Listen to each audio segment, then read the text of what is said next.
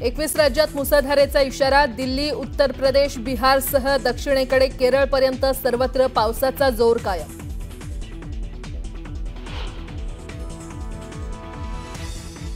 मुंबई पुणेसाठी आज yellow alert. मुंबईत मुसळधारेचा अंदाज, हवामान खात्याने वर्तवला अंदाज।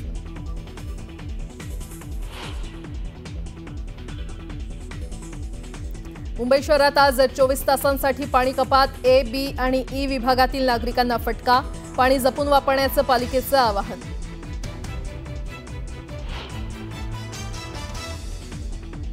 वैष्णवीच्या शरीरावर मारहाणीच्या 29 जखमा। तपासात आणखी एक धक्कादायक माहिती समोर।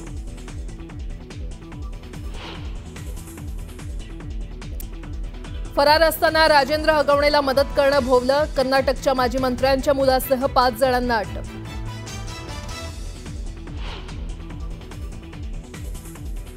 वैष्णवीची आत्महत्या नसून हत्याच। वैष्णवी हुंडाबळी प्रकरणाचा तपास सीआयडीकडे द्या, मनोज जरांगे यांची मागणी।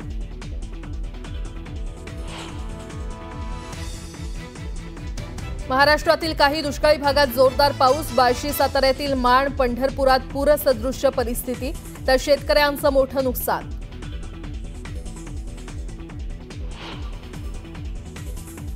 लातूरच्या अहमदपूर तालुक्यातील गोतळा इथे शेतात वीज पडून दोघांचा मृत्यू, तर 6 जण गंभीर जखमी।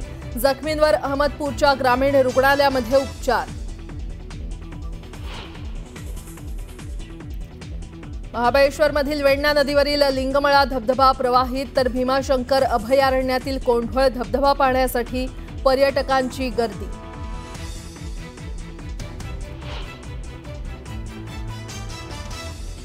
आतंकवाद पाकिस्तान की सेना और सरकार के लिए पैसा कमाने का जरिया बन गया है। रोटी खाओ वरना मेरी गोली तो है ही। आणि भुजमधील जाहीर सभेतून पंतप्रधान मोदींनी पुन्हा पाकिस्तानला ठणकावलं।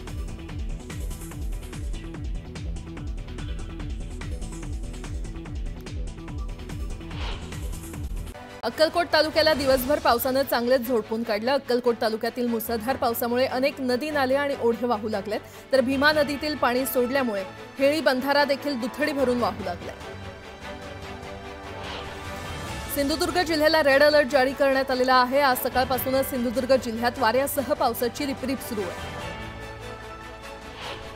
भुसावळ शहरात गेल्या काही दिवसांपासून ऊन सावलीचा खेळ सुरू आहे। असं असलं तरी काल शहराचं कमाल तापमान हे 3.1 ने वाढून 38.6 अंशांवर गेलंय, तर 42% आर्द्रता असल्यानं दिवसभर उकाड्याचा प्रचंड त्रास सहन करावा लागला।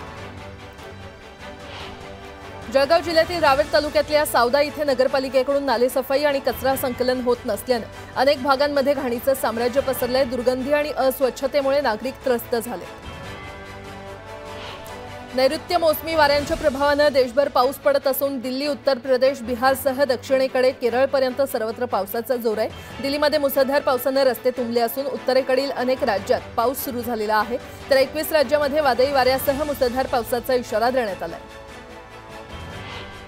पुढील 3 ते 5 दिवसात मान्सून संपूर्ण राज्य व्यापेल अशी माहिती भारतीय हवामान खात्याचे वरिष्ठ शास्त्रज्ञ डॉक्टर SD सानप यांनी दिलेली आहे। कोकण, पुणे आणि सातारा जिल्ह्यातील घाट परिसरात मुसळधार, तर रायगड, रत्नागिरी, सिंधुदुर्ग या जिल्ह्यांमध्ये अति जोरदार पावसाचा इशारा देण्यात आलाय।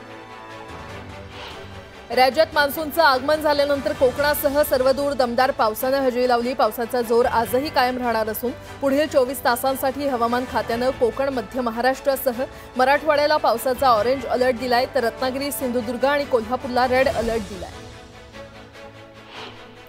मुंबईत सुरू असलेल्या पावसाचा मोठा फटका मुंबईतून उड्डाण करणाऱ्या आणि मुंबईत दाखल होणाऱ्या विमानांना बसला। कमी दृश्यमानतेमुळे विविध विमान कंपन्यांची विमानं विलंबानं उड्डाण करत होती, तर मुंबईमध्ये दाखल होणाऱ्या विमानांना देखील विलंबानं मुंबईमध्ये प्रवेश मिळत होता। नाशिकच्या सिन्नर तालुक्यामध्ये झालेल्या मुसळधार पावसानं रस्त्यांना नदीचं स्वरूप आल्याचं चित्र पाहायला मिळालं। देव नदीला या मुसळधार पावसामुळे पूर आला आणि जनजीवन पूर्णतः विस्कळीत झालं, तर ठिकठिकाणी झाडं पडल्यानं अनेक गावांचा संपर्कही तुटला। शेतकऱ्यांच्या शेतात पावसाचं पाणी घुसल्यानं शेती पिकांचं देखील मोठ्या प्रमाणात नुकसान झालंय। भीमाशंकर परिसरात जोरदार पावसाने हाहाकार माजवला। डोंगरकड्यावरील ओढे नाले दुथडी भरून वाहू लागले, तर भीमा नदीला पहिल्याच पावसात पूर आलाय। माळशिरस तालुक्यात मुसळधार पावसाने झोडपून काढले।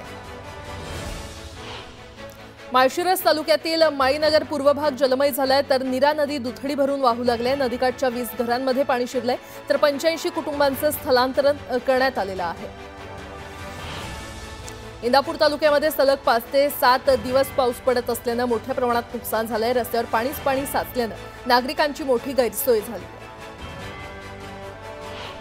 महाराष्ट्राचं मिनी काश्मीर महाबळेश्वर येथील वेण्णा नदीवरील लिंगमळा धबधबा ओसंडून वाहू लागलाय। महाबळेश्वरमध्ये विक्रमी पाऊस पडला असून रात्री 25 मिलीमीटर पाऊस पडल्याची नोंद झाली आणि त्यामुळे नदी नाले दुथडी भरून वाहू लागलेत। लिंगमळा धबधबा देखील प्रवाहित झाल्याने पर्यटकांची पावलं महाबळेश्वरकडे वळू लागली आहेत। भीमाशंकर अभयारण्यातील कोंढवळ धबधबा प्रवाहित झालेला आहे। पावसामुळे धबधब्याचं रौद्र रूप पाहायला मिळतंय। या पार्श्वभूमीवर प्रशासनाने ठिकठिकाणी घाट माथ्यावर असणाऱ्या परिसरामध्ये नागरिकांना काळजी घेण्याचं आवाहन केलंय। दमदार पावसाने कोकणचं सौंदर्य पुन्हा बहरलंय। मुंबई गोवा महामार्गावरील परशुराम घाटातील सवतसडा धबधबा प्रवाहित झालाय। सध्या पर्यटकांची पावलं सवतसडा धबधब्याकडे वळतायत। अखंड महाराष्ट्राचं कुलदैवत असणाऱ्या जेजुरी गडावर मुसळधार पावसाने हजेरी लावले। जोरदार पावसामुळे गडाच्या पायऱ्यावरून पाणी ओसंडून वाहत आहे, त्यामुळे गडावरील भाविकांची चांगलीच तारांबळ उडाली आहे। लासलगावसह परिसरात ढगफुटी सदृश्य पाऊस झाला। वादळी वाऱ्यासह पाऊण तासात 67 मिलीमीटर इतका पाऊस झाला आणि त्यामुळे सखल भागात पाणी साचलं, तर बाजारपेठेतील दुकानांमध्ये पाणी शिरल्यानं दुकानांचं मोठं नुकसान झालं।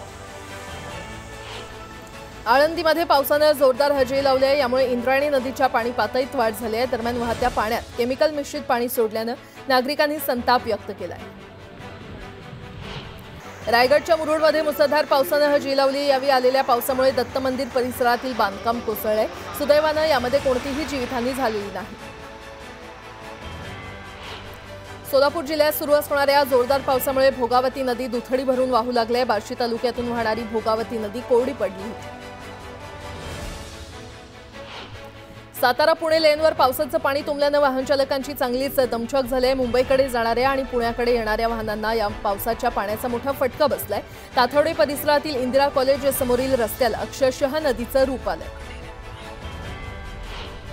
साताऱ्याच्या फलटण तालुक्यातील धुमाळवाडीतील पाझर तलाव तुडुंब भरून वाहू लागलेत आणि त्यामुळे नदी नाले दुथडी भरून वाहत आहेत।